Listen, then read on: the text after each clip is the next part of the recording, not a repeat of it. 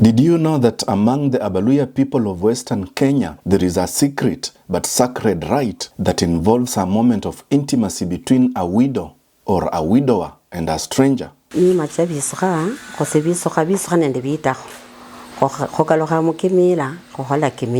This happens after the burial of the spouse and allows for a spiritual cleansing. Do bana ye numba mologi numba muzumwe kandi mayimwe no kala kho yeta ala ho mangondo kholanga isukari yomweza khota oira koko wowo no mama wowo ningu yobere nayo onabula wa koko no wa mukhana nyashiro khoselo khali mwana mukhana selo khalita aho bawo moya imwe no kala kho yeta no kala kho ye wala khosabwangu. This ritual is a deeply secret and private affair, and any widow or widower wishing to remarry must perform it. Mima cheche bakholo bandu bayibere na shikiro yikhosalire nyinshi nalo langa mundu nakhutsi musasa malaza myaka chibere mukhali ulondikho no mukhali amala myaka chibere musasa ulondikho bayiberera mima nano kholi mima akikomenyanga. This rite is so secretive that only the person being cleansed knows about it, and it remains a secret within the community. In the heart of Western Kenya, where traditions run as deep as the soil that nurtures the land, there exists a sacred journey, one that transcends the boundaries of life and death.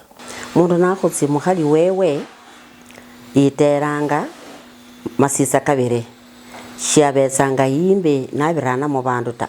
Here the Abaluhya people celebrate their rich cultural heritage through their funeral rites, which are designed not only to honor the deceased but also to safeguard the community of the living.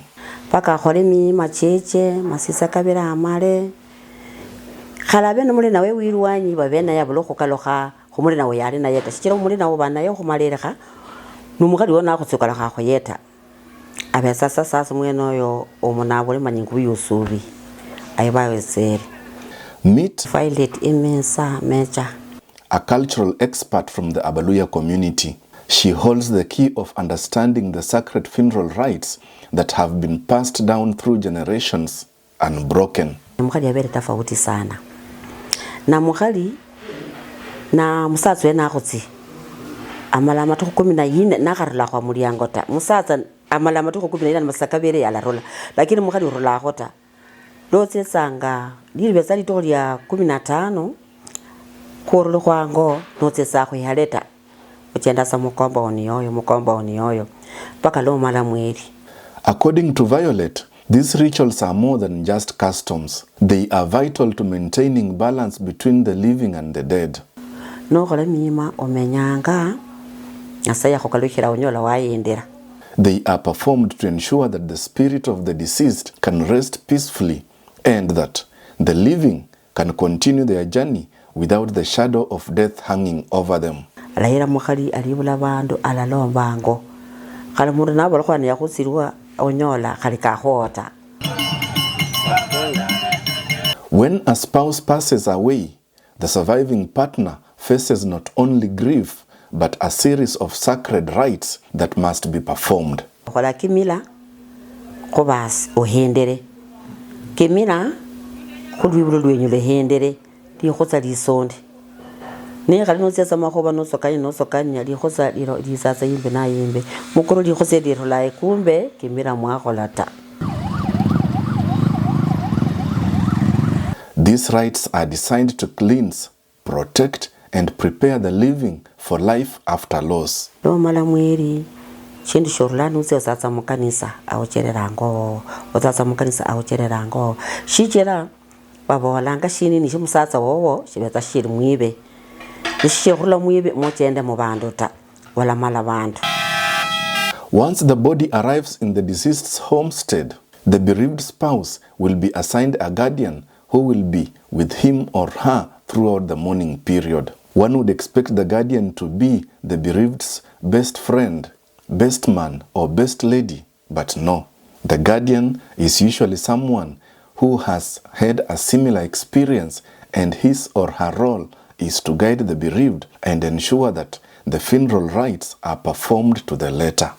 Bulwale muna kusiri mukhali arere ashira khunyola tsenyasi efayo musalamie na numwamirembe paka ukholo urina umwise nyasi. Traditionally, the body will lie in state at the deceased's matrimonial home and be buried on the third day through an elaborate funeral ceremony. According to Violet, it is important for someone to witness the burial of his or her parent. Ulira koli kholo khorla khumukholo ibola mama olole nasa mushindo wakikishi mama toto kala khumala bakayarula kho nali tato wakikishi tato kala khumala bakayarula kho kala khumako bakande ni khali bana banyishi bamanyata mundu alaza kushirindwa aranga khumahenza anishibale kushirindwa ama khali bale khababukani babukani babaza kushirindwa ne bana bene base khoyenza bacheni bali bakhana base khoyenza bayayi babo bali monye bacheni bari ambapo ni makoso mama wowo tata wowo naze mubwina yanyakha umuhlele semoni omanye wina lwatsi sambwina omo tata okaloke khumala bakayarula kho mama khumala bakayarula kho khale nokaloka munzo nomuli yashikhulya shibatsa shikhoma ndibabolanga abantu bishimuli binjere munzo nuli yashikhulya yesho urizikasa mama tselo khulilo baliyarula kho lakini wakhulira nalo manyi mulolana wikhale onyolo sutokanga mama tata yani shwamula khore yatsi khumala bata. Witnessing the burial is not just a form of closure. It is believed to bring blessings to the family, ensuring that the deceased spirit can rest in peace and the living will continue to thrive. Mwenye bana mwinjira muta khande bana mubeza ihale shimbe ani mubeza lakini mukaripia waleta baluya bamubora basakholo bale bayenda bamukaya mukhatsi omusakholo aleta ndoshirwana rutiti ani khana khati khanoka kaya khawolera takhalatse khumukemerakho nashikira bawala mushotekho khanotse khokemerakho yendi bene bolo khumukemerata. For the widower, the journey begins the moment his wife is laid to rest. In a deeply spiritual tradition, the surviving man enters a period of seclusion. According to Violet, tradition demands that the man enters seclusion for 2 weeks. Binini byene bibirana mbandu kholi bulwale bondo bulangwa busekhu kukemera abantu. This is because the community believes that he has contracted busekhu, a condition that binds his spirit to that of his late wife. Busekhu wamne bule busekhu ta busekhu winjere wonata malakhosa busekhu wisasa manya mbere kubimbe mbere kuisa manya kubimbe mbere kubimbanga ola rusoyoro rulogoro aro kasenjera muruna mina rimbere oko kuwatokhanasa no busekhu khali ushirihe no kanyole mushirihe ani wa Khwisinga khali ushirihe akimlwala khwira. Only once the rites are completed will busekhu disappear. Busekhu is believed to be an affliction linked to death and associated with immorality. It can endanger the community, especially pregnant women. Numbura ala khusitaka ngakhamanyata wa mulekhera shibe umene ala amulekhera shibe mukhana la bulwala khandi busekhu nakhamanyi khala la khosa. The presence of this condition is detected by an old trusted method through leftover ugali, the traditional staple food. After the widower has his supper, the leftover ugali is covered and kept until the following morning. If the ugali is found wet by morning, it is a sign that the widower has this condition and requires cleansing.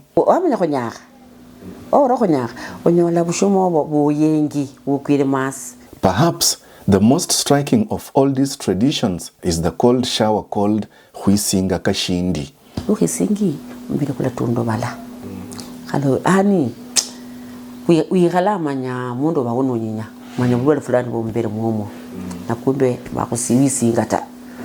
Waposa akhandi kholi nobulwale bondo bulangwa marenje birenje bilitwasa muno khali nutse mocho awireketa wenyasa winame khotsi yache kubwa obesa burla khobulwale bweno wa Khwisinga. The morning after burial, the widower must take a cold bath in the river to cleanse and rid himself of busekhu. According to Violet, if the widower does not take the cold shower, he risks falling ill or even dying. Luamisa maase lalande khanda amisende khamulangata omuborula step shina step indala no step sibiri asonda wundi uimisele kokhuraka kakhabiri kakhabaka uisingira ota usonda maske nako. The cold water is symbolic. It washes away the lingering effects of death. Lwa khabiri na lo cheranga lo chera omanyina khonyaka sikama uri mundu musilo iko khamaroi hombe kholombi sasa pako khole bindebo kulingana wiko khamaroi no khisingi maska shindi uikala maroi. 3 days after the burial, both widows and widowers undergo a profound ritual, a hair shaving ceremony. Awutsiba khabekeriswi ushera muhendera khabekeriswi dirlo khumuri no shira mukhali manyo sinzibula sebetse bakawala khaba munyayi akhulabise.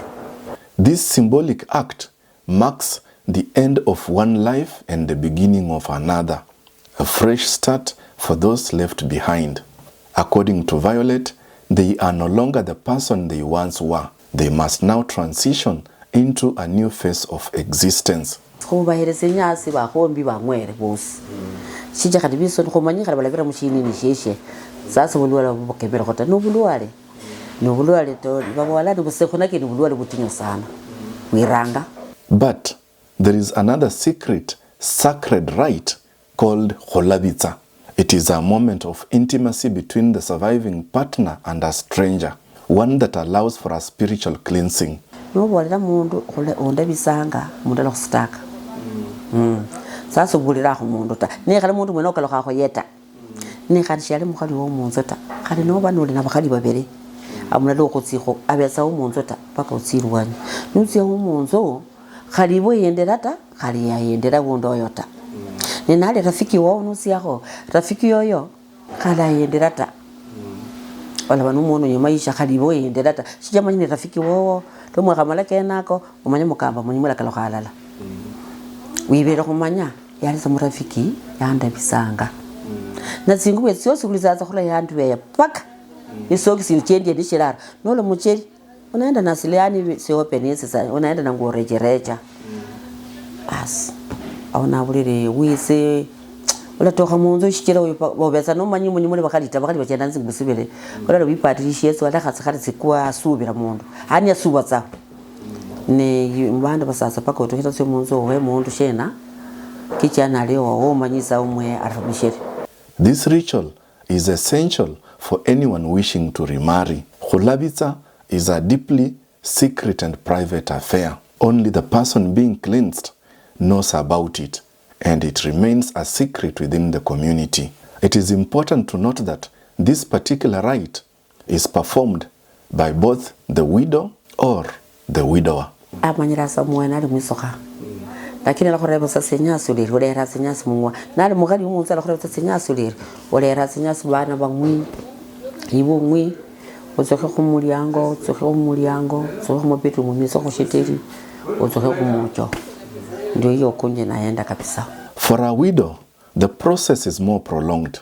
She must remain in seclusion for a month, an essential time of reflection and mourning, during which her late husband's spirit is believed to still reside within her. Sasa baba wala bulu khikhala mwibeta shiwale no mukhali ono mukhumberera no mochenda naye shomanyi khalasa mwibe sasa khorasa ndio beza no mwambakhana lesa makhono ani obeza no mwambakhana sasa ndio wa khura khumbere umeenda inji nyingine ni mimi paki tena obeza no morisa mumbere koko ari mumbere koko. According to Violet, after 1 month, the widow must take her husband's spirit to her ancestral home. Lomala shendo manyamwenu za kanisa wala hera Shinini ngo wenyu musatsa wowo mutsina yengo wenyu utsini Shinini nabantu banda abo babola bayira musatsa wengo. This ceremony, known as Shinini, is critical. It allows her to perform cleansing rites with the help of a traditional healer, ensuring that her husband's spirit is released. Musiba teshe muri barleyo awitse yango akanda ngo batekha bilbirisi wenyu abatekhe bali babola moya yobesa nali yakho ambali nabanda ababatsi. The Shinini ceremony is one of the most sacred aspects of the funeral rites, symbolizing the release of the deceased spirit and allowing the widow to begin her healing process. Lakini shini chende chimo chirera maloro. Omanyu nyola mubiwolo shende nishabanza mu ashiba chironda ngombe. And then comes Bukoko, performed 40 days after the burial. Sasa Bukoko kabezani mundo wako sa amalanga matoho 30 yani mweli mulana matoho kalikaba karano amukaloka nomukaloka anga singu semondo shibasa sere monzo ngabe kabere mondo nomukaloka mukona mulachira butoho mwecheyi mwimbaho asupuyi lumwatsatsi che muruta singu semondo yo mwira shirindwao. It is a communal gathering where the deceased's clothes are shared. This final ritual marks the end of mourning and honors the memory of the departed. Ashirindwa mo ani kutsokobe saba malala bebanga amureza kutseyanga bye ko shirindo kwenoko singubutsitsi lo mureza ko shirindo yoko sasa ko manya mundo mumuhunga sasa tsikabisa nebendi bibye. According to Violet, this is a community affair, a collective remembrance. The family comes together to honor the deceased, sharing memories and clothes. It is the final step in the mourning process. Amubara mundu yenyi kwingubu yenyi kushena sirikala siri musembe amusamba nomusambanga amuchenga likoshe lyenero amuse musuba bondo. Violet says that if the rites are not followed, the community believes that the balance between life and death is disrupted, and this imbalance can lead to death. These rituals are not just about mourning, they are about ensuring that life continues in harmony with the past and the future. Nalo manyo shirandanga mishamulonda makhoba kumulovera kamulonda. After the completion of these rites, a significant final act occurs, that of changing the position of the bed or changing bedrooms or moving into a new house altogether. Achenge sisi Shinini shomondo yo shisayo dwaba nako ni Shinini shisayo atsisa baba yisayo paka sasa nyala kholola ipiche somo khali wewe mweno isisi khali neti yali yeye yibimba khomota mukhali yiseranga khushira shiralo langa bende bitabi khwaru mihano muyayi wanje ayisira khoneti yo khikolo paka khoshitiri ola munyoza khoshitiri muchenye mundu shiyakho sana lubumbu khanga aba ukuri ochenye na khisi yali khoshitiri kwanje shikira shironderera bindu bibye nalo khobala bindu bibye ola khola kapisa urulamo na khaba ingubu yo yali naye na khosanole nayo anyola This marks the widow or widower's transition to a new life, a life beyond the shadow of death. Omanya khobukolanga isura twabe nindwala na khosanga akhobukola ingubu besanole nayo asisani picha yene ari moya yanje bena fari bo fulani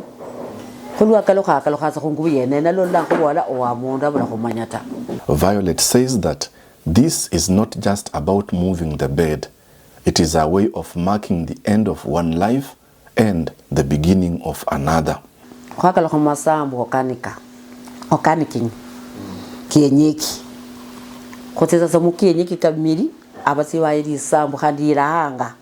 Ari masambo kale kakuka masambo kale kabakoko kabahira abantu baona bulwale fulani bulwale bwa khale nishinshari yo shikhorula khale. The Abaluhya funeral rites are more than just customs. They are a sacred bond between the living and the dead. Khali wonyala khokamanya lakini eka khubona kishindu fulani mo wayeta khali sishikamanyi lakini shinyala khwayeta shike na ilata ama bana amirata paka obenende tata wowo ama kuko ya kholabira basambu kenaka khoranga khwaira bantu khana khakholekas khandi lo yisa sisa khwaya iranga bela masambu akakhumundu fulani mukhali wewe khusi bakuka mulondera mu masambu akakhonye mondoyo aseboshe abolo khokosa nalwalera masambu ako. They remind us that death is not an end but a journey that connects generations, sustains the balance of life, and prepares us for the future. Ukholanga khale mama shimusakho shiyali yakho lakini shiyakhola mima lakini khulaba balabata bena babesasa baryo bana batititi nabo khumanya babwana basiba labishira bashakhola makhoba lakini bantu bayendera manya banga khose sutakuwa tu awungise nyasi awuyisingise ndambele kubeza fresh obeho. As the Abaluhya say, death is not the end. It is merely part of a journey, and those who understand it can live in harmony with the past and the future. My name is Bonventure, and this is Moving Pictures Kenya, connecting people, inspiring Africa.